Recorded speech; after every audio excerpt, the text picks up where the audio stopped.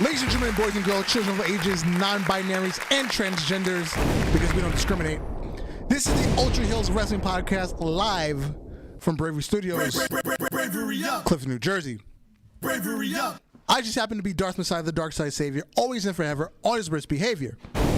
That'll come in handy in a little bit. Mr. DM, find me your mama's DMs. Why? Because I'm trying to give your mama a baby. Nobody can stop me. And the OG, triple OG of the Ultra Heelz Podcast is not here tonight. He had a little get together with his lady. It's her birthday weekend. But nevertheless, Alex, the motherfucking heel, the leader of the FTR movement, the leader of the fuck Vince McMahon movement, the Mr. Push a bitch in a crippled crawl space, leave her run into a crawl space. I think I got that. And the man that pushes all the buttons, Mr. Gnarly Marv. What's up, bro? What's up? This is a certified hood classic. Yes, it is. Certified hood classic, this podcast. Yes, it is. It always is. Always. Shout out to George F in the chat. What up, George? How you living, Gnarly Marv? Tremendous Benzes. Damn, I don't know the lyrics to that song, but I always want to say it when you ask me that. But yeah, living good, man. Living good. Can't complain. Yeah. For considering, like, you know, a holiday's next week, a major holiday, it's been really quiet at my job. I was expecting to have a good story for you this week, but I don't. Oh, maybe people are being smart, not killing each other over shit. I guess so, because tough times. Because my job they even went outside and they spray painted the sidewalk of where people are supposed to stand. But they haven't had to use it yet. It hasn't been backed up where there's, you know, people all over the place. Maybe people are learning, man. You know, maybe we got to give Jersey the benefit of the doubt, bro. We are able to learn. Well, get along. Well, I found out that starting Monday, Newark is on lockdown. Mm-hmm. Yep. That is true. Yep. So yeah, it's probably gonna happen over the whole state too. Here's the other thing. I find it funny that it's getting cold again. All of a sudden, everybody's going back on lockdown. Yeah. Because it conveniently opened up for Memorial Day weekend. You know, the kickoff of the summer. Yeah. And you know, it's cold again, and everybody stay home again. They also kind of stayed open for the shopping season. Yeah, that too. These are only the late shoppers now that are gonna be locked in. You know what's funny? Yet. I'm done with Christmas shopping already. Yeah, you're supposed to be done with it like in November. For me, the person that I don't particularly like holidays and I really hate gift giving and all that stuff, I'm done. That's the wise way to do it, man. I got my last package the other day. I did all online shopping except for the people that are getting gift cards. So there's 2 more people I got to do because they're getting gift cards, and I can pick them up in my job because they have the gift cards I want at my job. Shout out to Sony and Microsoft for releasing their consoles before we got locked in again. Yeah. Because it would have been a bad first week if everything was shut down. Oh, Kelvin just popped up in the chat. Oh, what's going on, good people? It's Commissioner Kelvin, the Alex Trebek of pro wrestling, the initial outlaw of the Ultra Heelz Podcast. Sorry for the pause. Facts. All facts. Rest in peace, Alex Trebek. Yeah, bro. That's a staple in every grandmother's television. What are grandmas doing now? Yeah, because Bob Barker's gone. Yeah. He retired. Bob Barker's the guy that used to kiss everybody, right? Yeah. Yo, he was wild. Bob Barker was a pimp. He was wild. Remember when he fucked up Adam Sandler in in the golf movie. Yeah. Yeah, well, you know, Adam Sandler deserved it. But did they replace Alex Trebek already? I don't know. He might have had a few filmed already in the bag, so he don't got to worry about.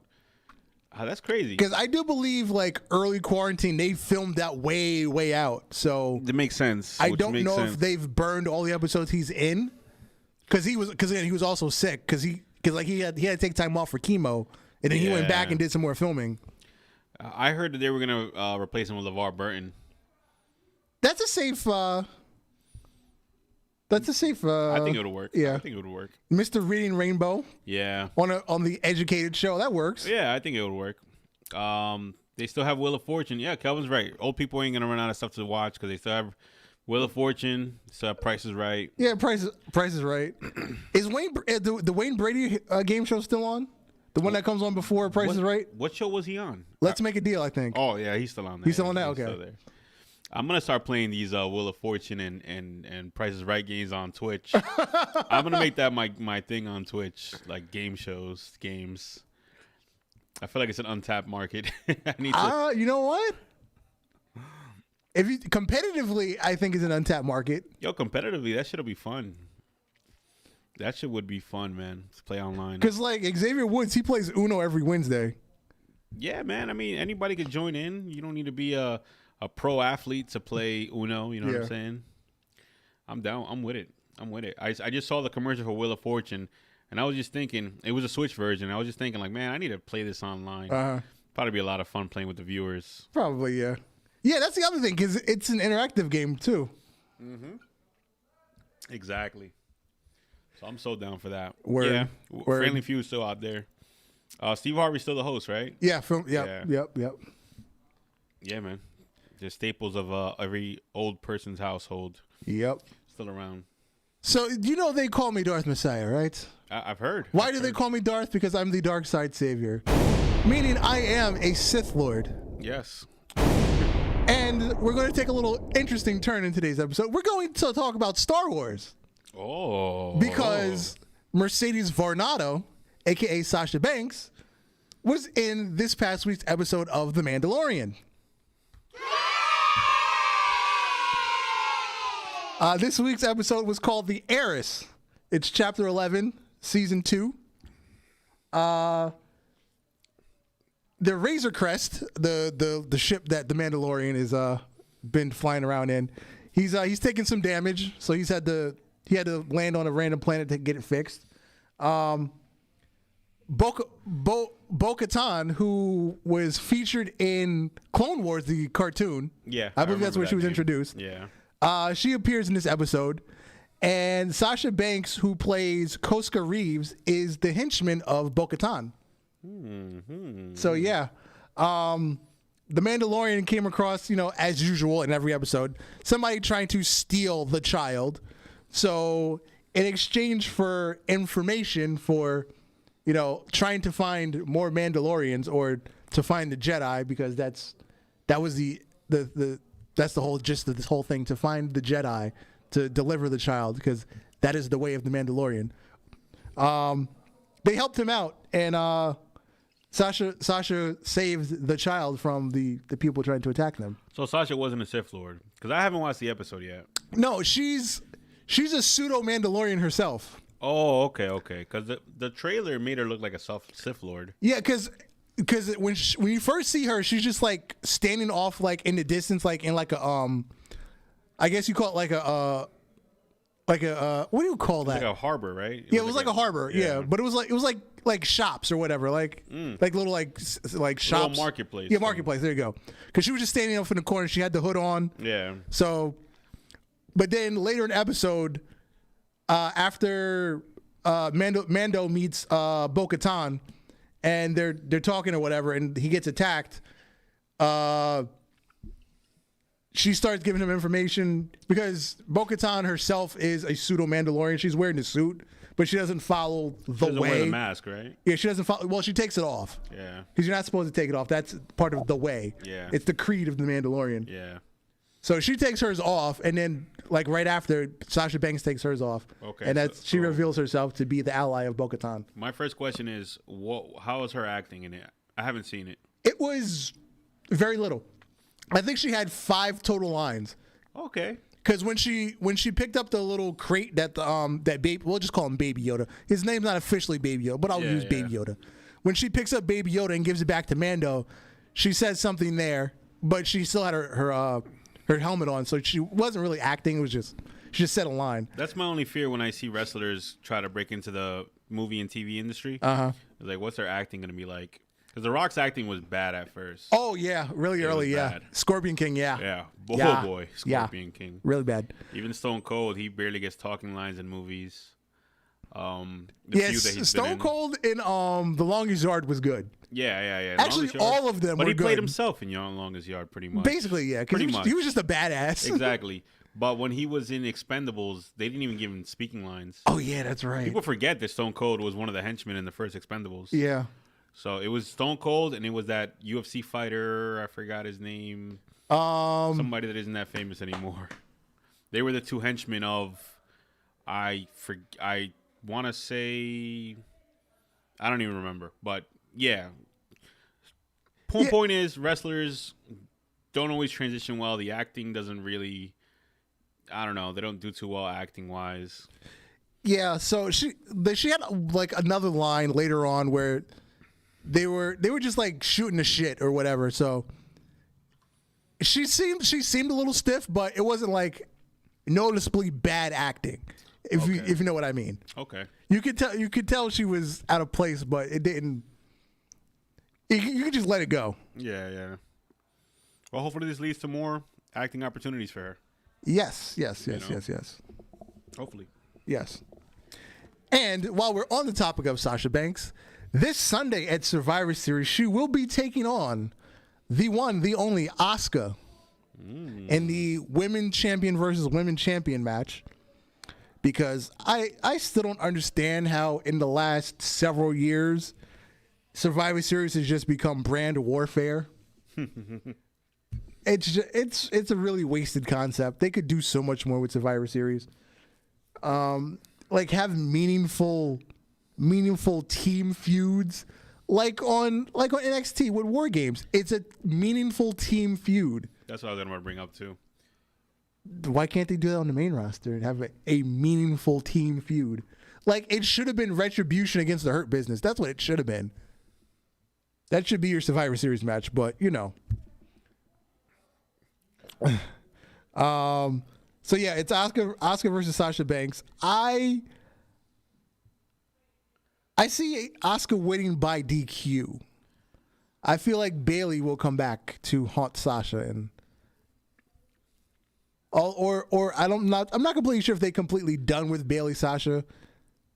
So I feel like Bayley will come back to haunt her and that will be the loss. I watched a video from what Coach is saying that this has been Bayley's best year in wrestling. What's your opinion on that? Yes, absolutely. Yeah. X-Man damn still doesn't like Heel Bayley. Yeah. But even all of us were kind of like, Heel Bayley's not working, short hair and all that stuff. Because first of all, they took so long to turn her. It was just turn her already. And when they first turned her, she was still, I guess she was uncomfortable in the role. It seemed like that way. So I think it took her a while to personally get comfortable in the role because it wasn't necessarily them giving her bad material. She really wasn't comfortable. Yeah, her popping her inflatable flying men, whatever they're called. Yeah, that was kind of corny. I mean, but that was like the physical signature of okay, I'm done with this character. Yeah, I'm killing that character. So she killed the inflatable two men. Yeah. But it's grown on me. I'm like, all right. I think what it took was, I think she's like actually being herself. Like she dry humor.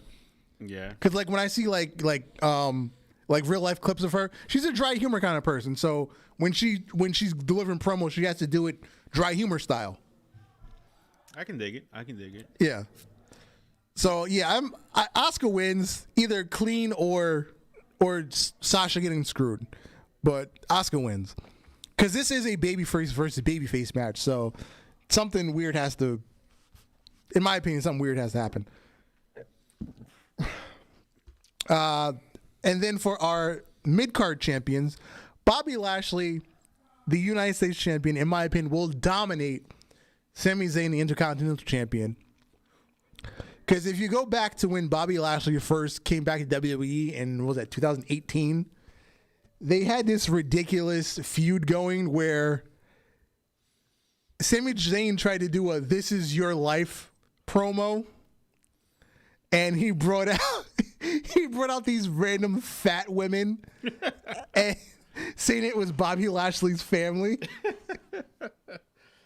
So, and I forgot. I think Sami Zayn ended up getting hurt, and they just killed the storyline. So it never had a true ending.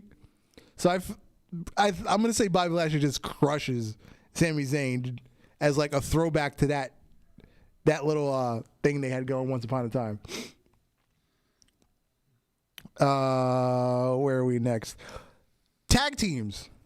The New Day, the Raw Tag Team Champions, versus the Street Profits are up, SmackDown Tag Team Champions. For those who've been watching the last couple weeks, Street Profits have been taking shots at New Day. They had a backstage segment with Big E on SmackDown this past week. They kept talking about just basically insulting New Day, and Big E was like, "Really, really? Okay, that's how you feel? Yeah, okay." So I'm gonna say Street Profits win because it's basically new guard versus old guard, because it's basically they're the same characters. Just one is really cartoony, one's like pseudo hood. Although I'm not going to say it's a heel turn for the Street Profits, but they're just being more edgy right now, and I think it works for them.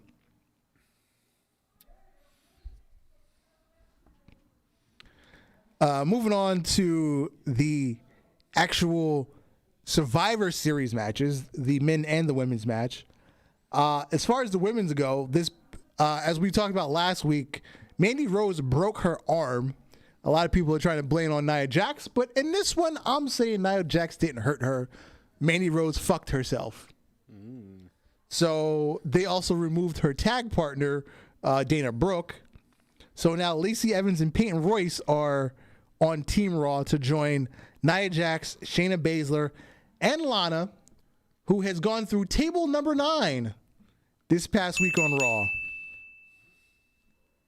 Because it was a 6-way tag match. It was Nia Jax, Shayna Baszler, and Lana versus, what was it, Lacey Evans, Peyton Royce, and Asuka, I believe. Was it that? Whatever the tag match was. Anyway, Lana ended up losing the match for the team. After the match, Nia and Shayna was like, "Oh, don't worry. It's okay. No big deal. We forgive you. We're not going to hurt you this week." So as she goes to walk away, they grab her and they put her through the table. Kelvin says the New Day and the Street Profits were going back and forth on Twitter. Oh, see, I missed it. I missed the Twitter beef. Somebody told me about it, but I just never got to it. I missed the Twitter beef. But like I'm saying, it's an edgy Street Profits. I like it. Oh, and then Team SmackDown, but nobody really cares about Team SmackDown. Bianca Belair, Ruby Riott, Liv Morgan, and 2 people who still haven't been named. I assume they're going to get named tonight or Sunday or never, or who knows. Some people are suspecting one is going to be Rhea Ripley because they're saying she's going to come up to the main roster soon. If she does come up to the main roster, I don't want her on SmackDown. I'd rather see her on Raw. That's just me. But yeah. I don't know who else they would put on Team SmackDown. Who's left? Natalya? Naomi? No, Naomi's on Raw. I don't know. Well, I don't know who else is left, but yeah. And then on the men's side, we have Captain Styles, AJ Styles, with Keith Lee, Sheamus, Braun Strowman, and Riddle. Just Riddle. Not the Riddler, just Riddle. Because he's the latest victim of the name change game. And they're taking on Team SmackDown, which is Kevin Owens, Jey Uso, King Corbin, Seth Rollins, and one more person to be named later. I find it interesting that both the men's and women's SmackDown teams are not complete going into the final SmackDown before the pay-per-view. I think I have Team Raw winning on both sides. That's interesting because now that I'm looking at, I have Team Raw winning almost all the matches. Because I have Asuka winning. I have Bobby Lashley winning. I have Raw men's and women's winning. Has it ever happened before? One brand wins the whole night? Yes. Okay. I believe it was 2000. It was the year the Usos won on the pre-show, but they didn't count that, and then Raw won 6-0. Because that was the year The Miz and Shane McMahon were on Team SmackDown. That eventually led to their WrestleMania match. Because the whole match, The Miz kept telling Shane, "Just go, go, go." He made him do coast to coast 4 different times. Jesus.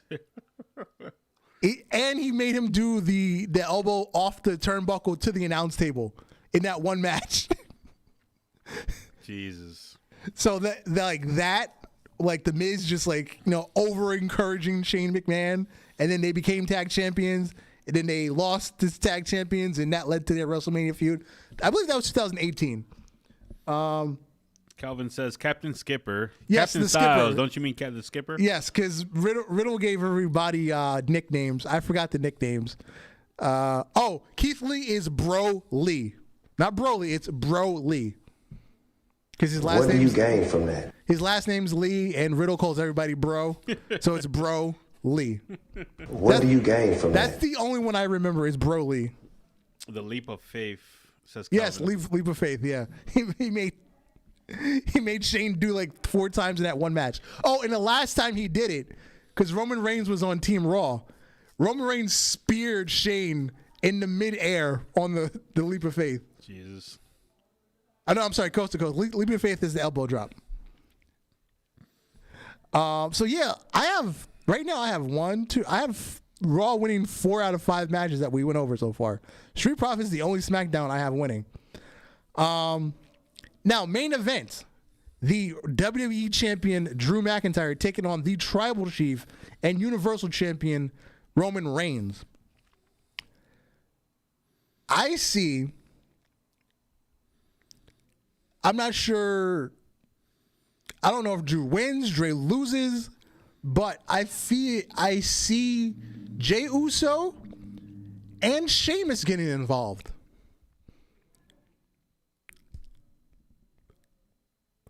I feel what's going to happen is Jey Uso will try to get involved. He'll be in the ring with Drew McIntyre at some point. And because they've been having these backstage segments where Drew McIntyre and Sheamus are having these, strolls down memory lane, Sheamus will come out to help Drew against, try to get rid of Jey Uso. He's going to try to bro kick Jey Uso. He's going to miss and hit Drew. Whether that's a disqualification or it leads to a straight up win for Roman. But Drew, in my opinion, gets screwed somehow, some way.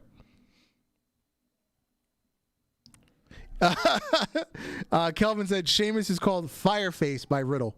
And Braun Strowman is Mongoose. Yes, there we go. Mongoose, yes. Man. So yeah, like I said, I'm leaning heavily on Team Raw. Very heavily on Team Raw.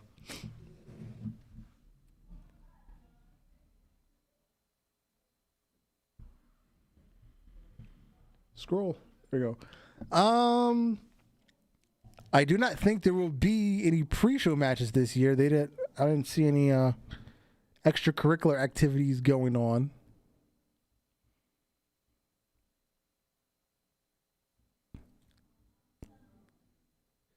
Now, with that out the way, let's hop into what me and you were talking about. Zelina Vega getting fired. Yuppers. Who did you say broke that story to mainstream news? I want to say his name is Tom Oliver. There we go. That's it. Tom Oliver. I know it was Oliver. That's something. it. That's it. The comedian. Yeah, he's a comedian. The British comedian. Yeah. He has that show the Late Show? Something like that, yeah. Yeah. So I watched the video about unionization in wrestling. Uh-huh.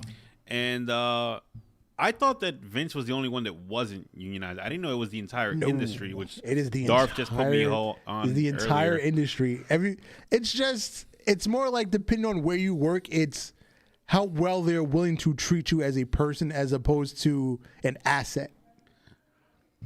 Yeah, so the industry's never been in the favor of the wrestler. Right. Right. So now that that's going to change, and it's going to be more expensive to hire wrestlers. You know what I mean?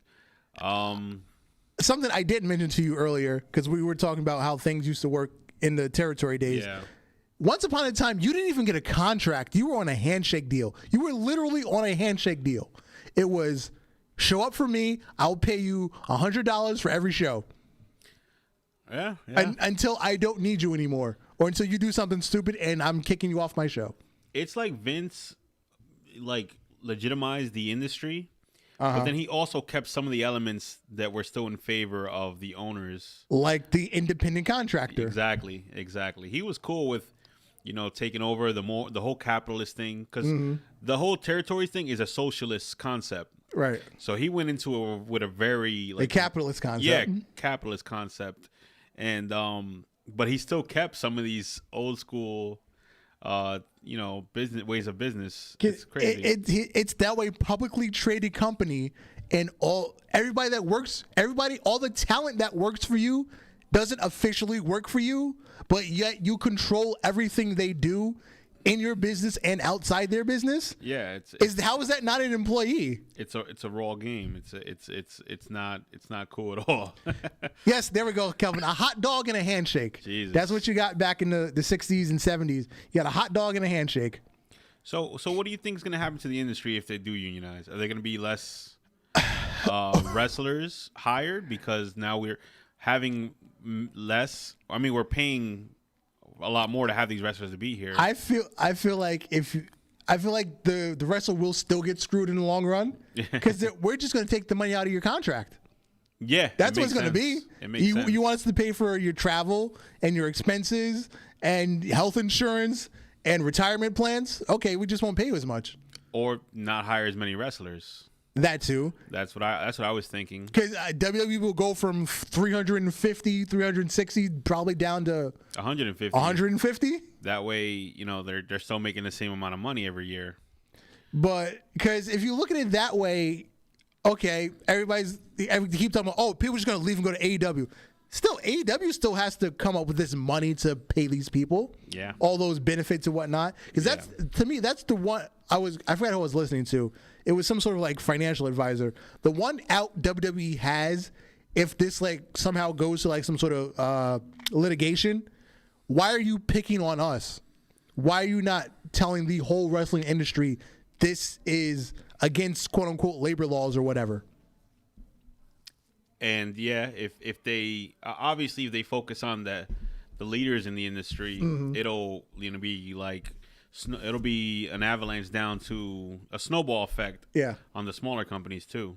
Now, the one thing Jim Cornette picked out is if this does go to litigation, potentially, and not necessarily becoming employees, but restructuring the way the wrestling business is run legally, you can get wrestlers reclassified in the tax structure.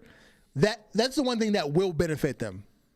Because going from an independent contractor to perhaps going to an actor, a screen actor, because that's who they're talking about will pick up the wrestlers would be the Screen Actors Guild. Oh. Because think about the way wrestling is right now. Because of COVID, there's no house shows, there's no crowd. You're literally on a closed set. You're given a character, you're given a script, you perform in front of a camera. Is that not acting? Is that not like performing a sitcom? Very true. I didn't even thought about that side of it. And what they do, they're professional stuntmen. Yeah. Stuntmen are a part of the Actors Guild. They are. So there's some benefits. There's some things that can work against them. There's a lot of things that can work against them. It's a double-edged sword. Yeah. Like most things in life. And like you said, AEW will have to follow suit. Something like that might kill Impact, might kill ROH. They don't have for them to have to support, an employee now. That'll put a lot of financial strain on those two. I mean, ROH is probably in a better position than Impact, even though Impact is still technically the bigger brand. But they have the better financial backing, in my opinion. Mm-hmm. I just feel like Impact is perpetually like in financial ruin. So what do you think, Darv? You think this unionization is something that needs to happen, or is something that's just inevitable?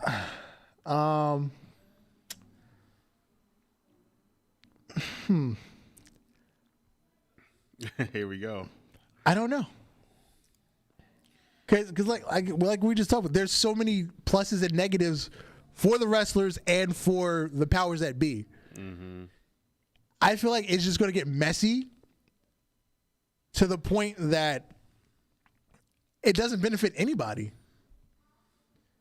Because it's once you get the government involved in private business, it just gets messy. Very true. Very true. Well, it sounds like something that's going to be inevitable, though. To me, from where I look at it. Yeah. But yeah, like you said, I don't know if it's going to be the most beneficial thing ever. Yeah. Yeah, that's the only thing. But I just want the product on TV to be better. That's all I want. In the long run, that's all I want. I just want better TV that's product one thing that from everybody. From everybody, I want better TV product. Yeah, and that's something that this isn't involved with. This is something that might not help the TV product. Yeah. It kind of sucks. Yeah. But, hey. It is what it is. Yeah, indeed. Indeed. Yeah, and that's the thing that sucks the most about it. Something that everyone's going to be fighting for, but it isn't really going to improve wrestling. It's going to improve the wrestlers and but not really the performance, not really the show. Yeah, because not everybody's Brock Lesnar can get written into their contract. If you want me to show up, send me the private jet. Yeah. That's written in his contract. They have to fly him. Oh yeah, Kelvin just said I feel the same way about ROH.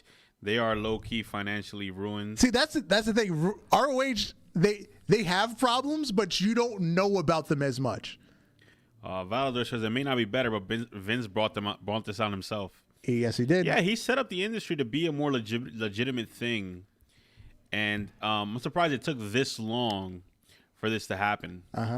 You know, he took wrestling out of the ghetto kind of, and made it this international thing. He made it the most popular thing. He took it out of the backwoods and brought it. It's like, what's that show? Damn it.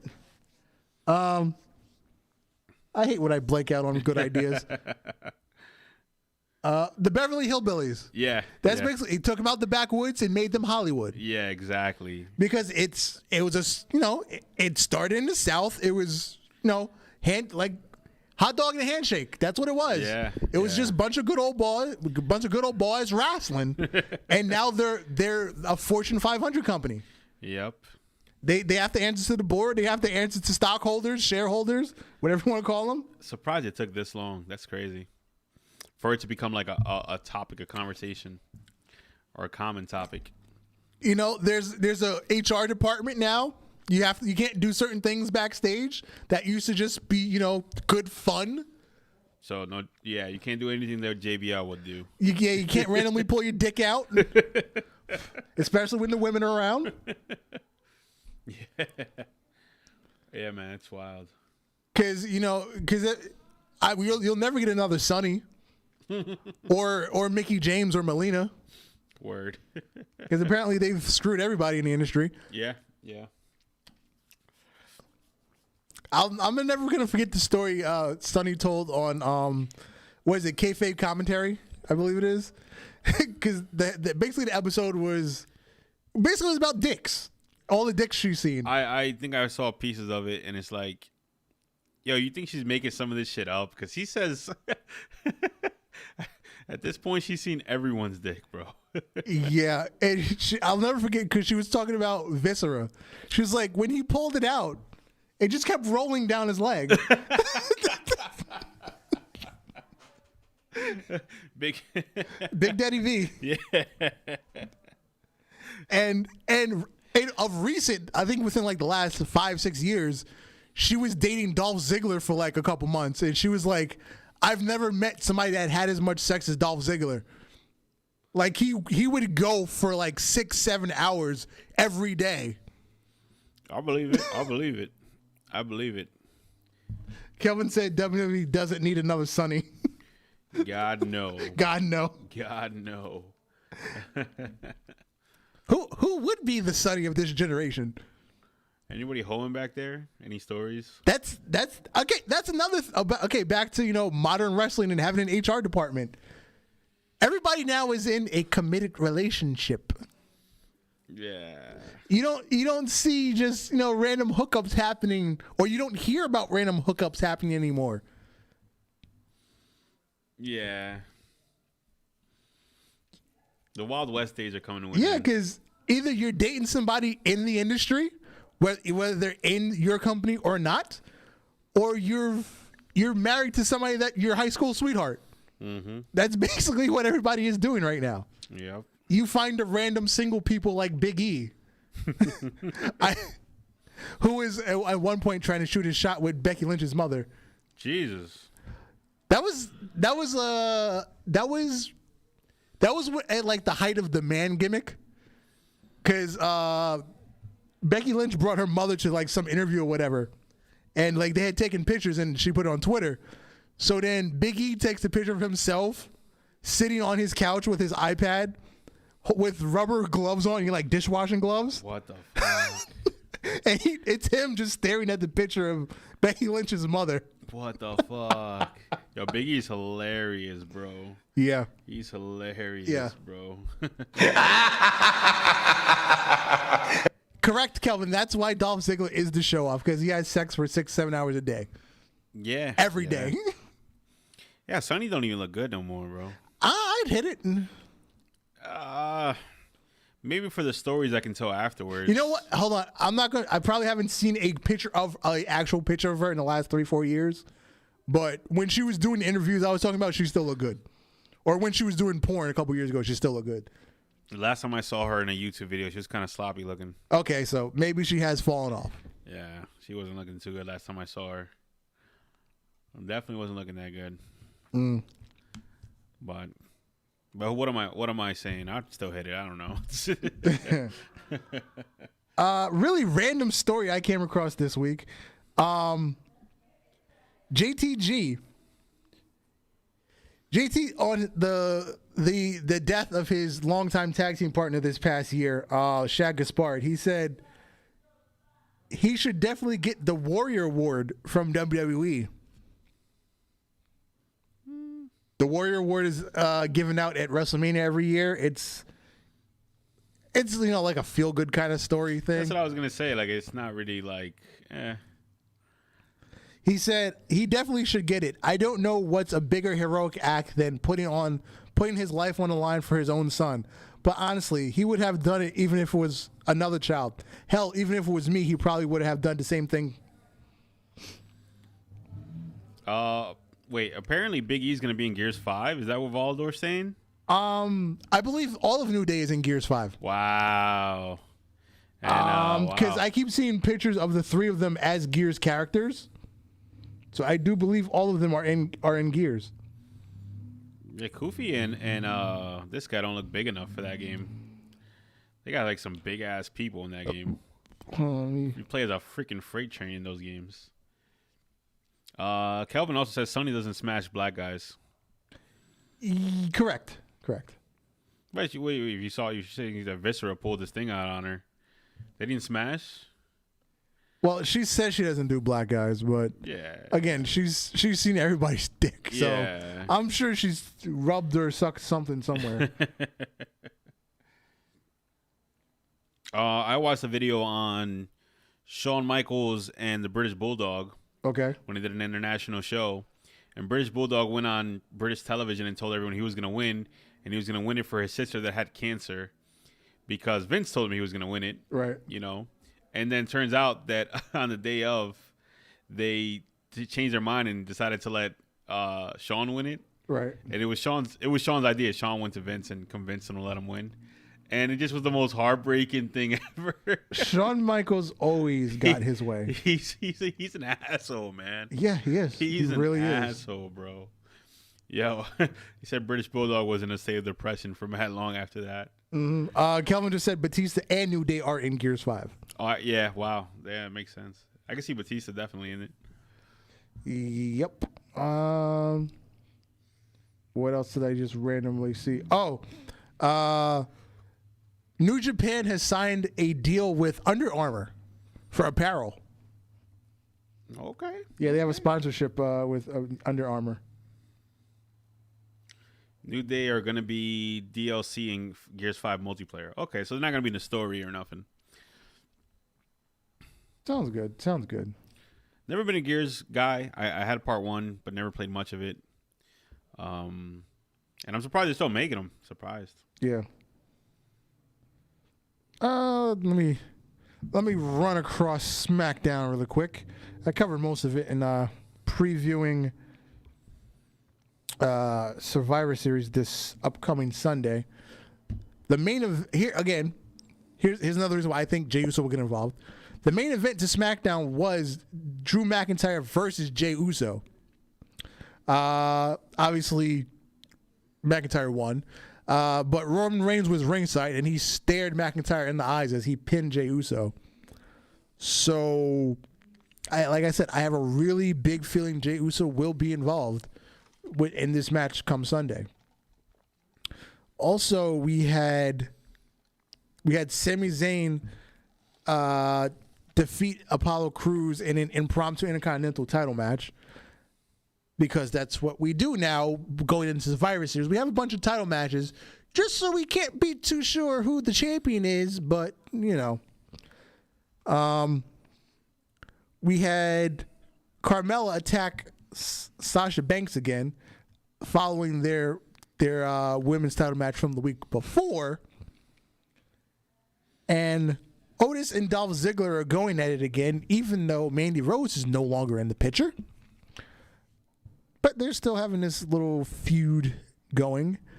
And I believe we have the final match in the saga of Seth Rollins and Buddy Murphy against the Mysterios.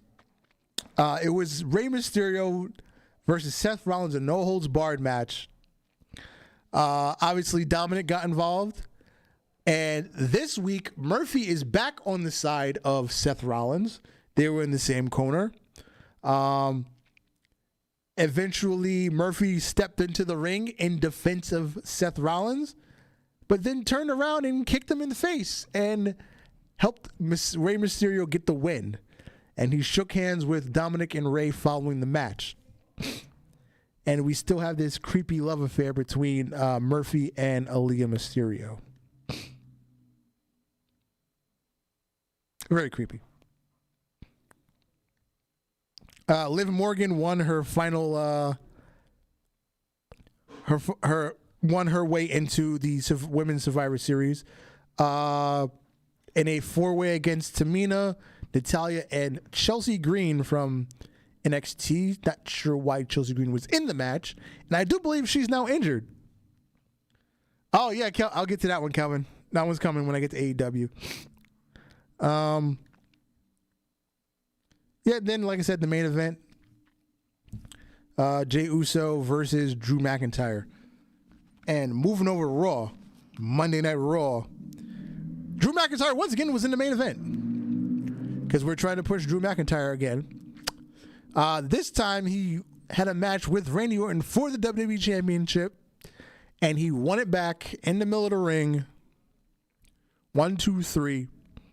Drew McIntyre will now take on the Tribal Chief, Roman Reigns, at Survivor Series.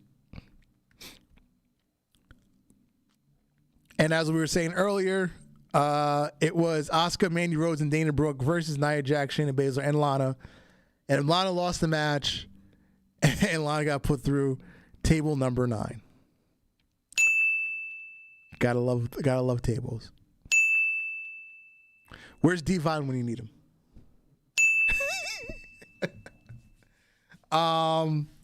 We had the New Day versus the Hurt Business. Cedric Alexander and Shelton Benjamin were trying to win the Raw Tag Team titles. It didn't quite go as planned, so the New Day will continue to take on the Street Profits from SmackDown at Survivor Series. And this was a hell of a match. I'm not gonna say I didn't expect Shelton and Cedric Alexander to have chemistry, but they clicked like they've been wrestling together for years. And then next up, Retribution got their first win as a team. Retribution defeated Keith Lee, Riddle, Braun Strowman, and Sheamus. And Captain AJ was on commentary, and he kept running away from commentary to trying to get his team on the same page, but it just didn't happen for them. Just did not happen for them. I right now I'm where Retribution. I say they're just as unimposing as Dark Order, because that is the comparison. Retribution and Dark Order.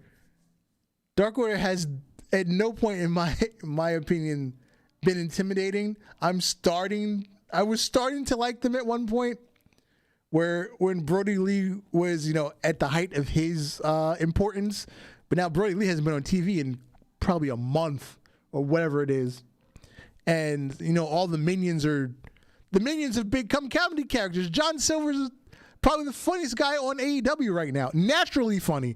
Not, stupid funny, just naturally funny. Because there's too many stupid funny people on AEW, and that's a whole nother bag of monkey wrenches. We had Bray Wyatt take on The Miz.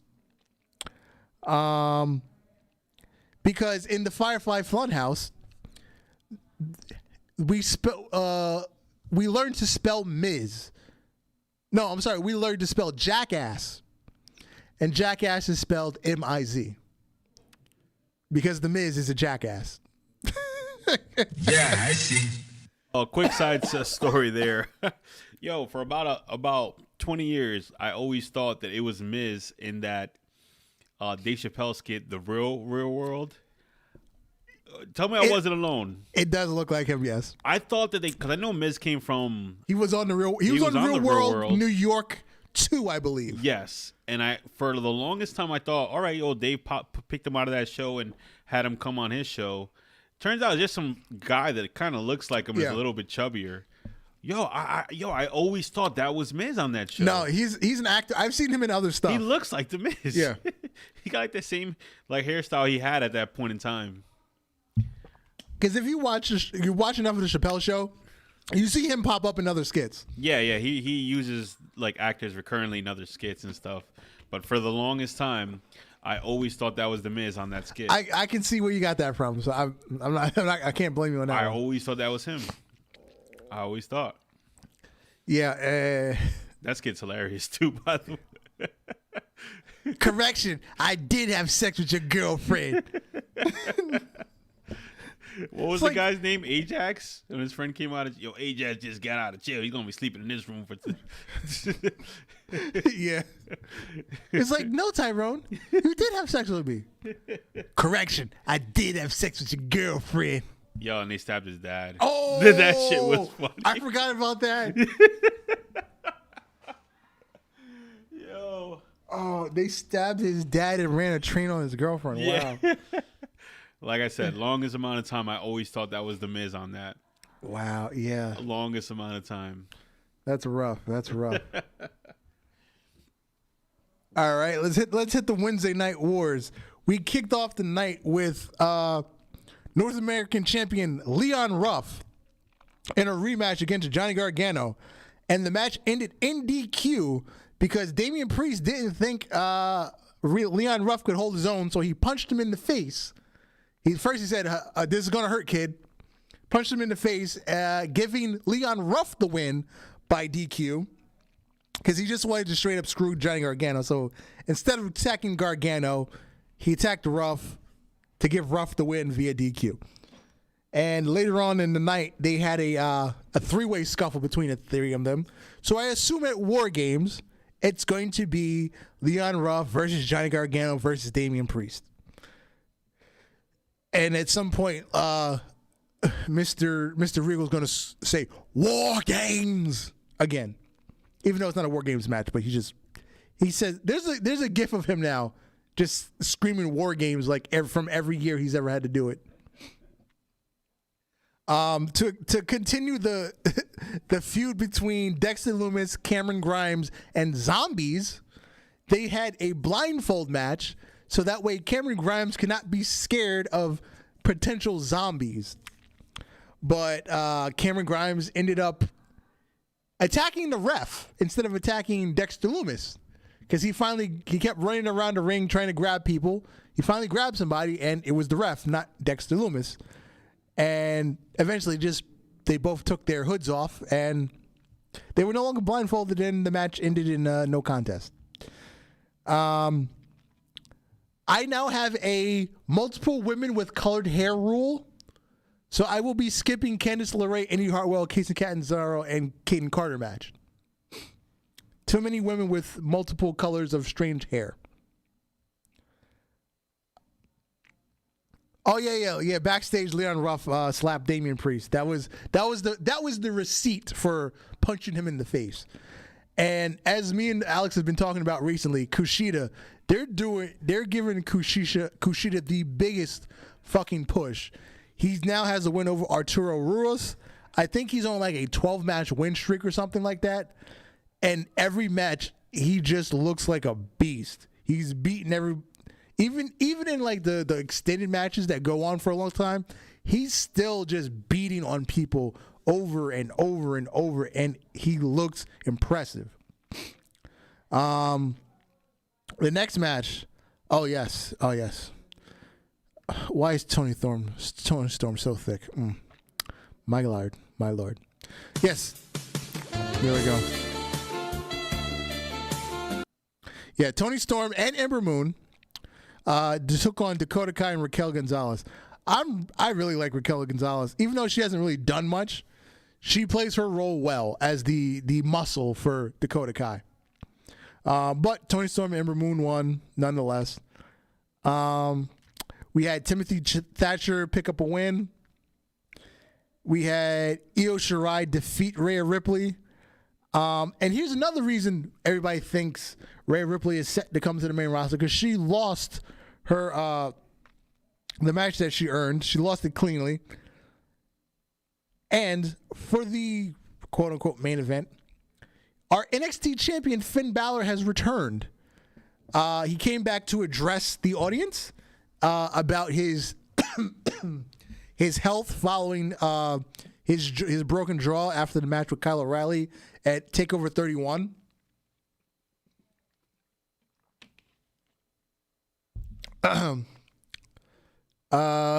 She isn't thicker than Brandy Lowe. Yeah, we talked about that, Calvin. But still, Tony Storm is so thick for no reason at all, and I love it. Yes. But in the midst of Finn Balor's promo, he lured out Pat McAfee, Pete Dunne, Oni Lorcan, and Danny Burch, a.k.a. Team for the Brand. And that allowed the Undisputed Era to return as well and get their revenge going into War Games. So, yes, we now have our War Games match. It is Undisputed Era versus For the Brand, featuring Pat McAfee and his guys. There's probably going to be a women's War Games match too. I do believe we saw part of it. It was Tony Storm, Ember Moon, Dakota Kai, Raquel Gonzalez, and then the other women's tag match, Candice LeRae, Indy Hartwell, Kaden Catanzaro, and Kaden Carter. I believe they're just going to end up putting those sets of tag teams together for women's War Game. I don't particularly like it because there's not really much beef there. You're putting two separate feuds together. It kind of works. I'm not going to rip it apart. It kind of works. And on the flip side, over on TNT, the Young Bucks defeated Top Flight. I believe Top Flight made their Dynamite debut. I know they've been on Dark a couple times, but I do believe they made their Dynamite debut. Basically, it was a Young Bucks match. It was a Young Bucks match. It was a Young Bucks match. I don't know what else to say. It was a Young Bucks match. Basically, it was a repeat of when the Young Bucks called themselves putting over Private Party. Make them look really, really good in a loss. Yeah, that makes sense. Then we had the Inner Circle. We had the Inner Circle take over Vegas.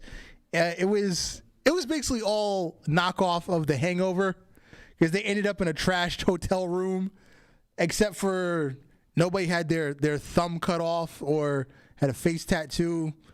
There was no pregnant strippers, but it was a ripoff of the Hangover. It was pretty good, pretty entertaining.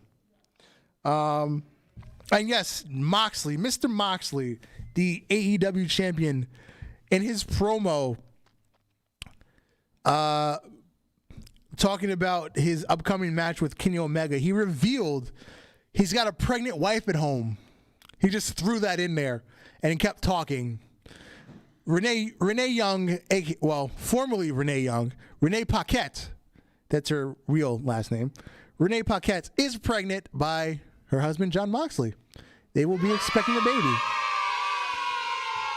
And as I predicted, I guess me and Alex predicted, we predicted, the baby shield is now complete because Becky Lynch is due end of next month, middle of December sometime, because her and Seth Rollins posted their pregnancy photos this week. So they're having their baby. Renee is now pregnant. Roman Reigns already has 4 or 5 kids. He just keeps spitting them out. Because I believe his oldest is like 13, 14 now. The daughter that he came to the ring with him after his win at WrestleMania 32. WrestleMania 32 when he defeated Triple H. His oldest daughter came to the ring with him and to celebrate. So I believe that was 31. We just had 36. That was 5 years ago. Okay, so maybe she's like 11 or 12. And then his wife just had twins this year. And I think he has one other kid. I believe the other kid was a baby at WrestleMania 32. So that baby's like 5 now. He's got a fucking house full of kids himself. Oh yeah, Swoggle. Wasn't Swoggle on wasn't he on AEW and Impact this week? I could be wrong. He was on 2 different promotions in 1 week.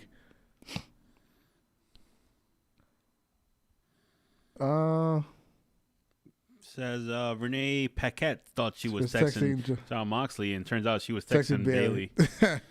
Okay, that's pretty funny.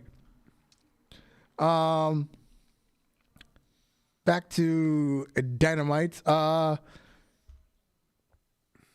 Kenny Omega and Jon Moxley are supposed to have a contract signing. Omega comes to the ring. For a change, she's in a nice little suit there. And a part of his entrance, this was one of the big controversies this week. As of late, Josh, whoever the fuck the ring announcer is, he sucks. I can't remember. Josh Roberts.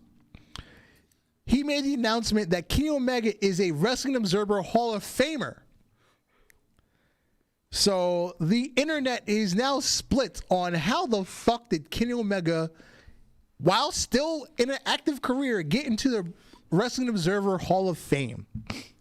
Now, this is the publication that Dave Meltzer runs. Dave Meltzer is a known Kenny Omega stan. Basically, there would be no Kenny Omega as we know it without Dave Meltzer's co-signing him. The way, allegedly, the way the Wrestling Observer Hall of Fame works, they send out ballots to wrestling reporters, retired wrestlers, current wrestlers, and what's the other category? There's 4 categories of people. I forgot what the other category is. Current Hall of Famers. But I guess that also covers retired wrestlers. But anyway, I guess there was enough current wrestlers or reporters that voted for Kenny Omega. And yeah, he's in the Hall of Fame. I don't understand why. He's still wrestling. Why is he in the Hall of Fame?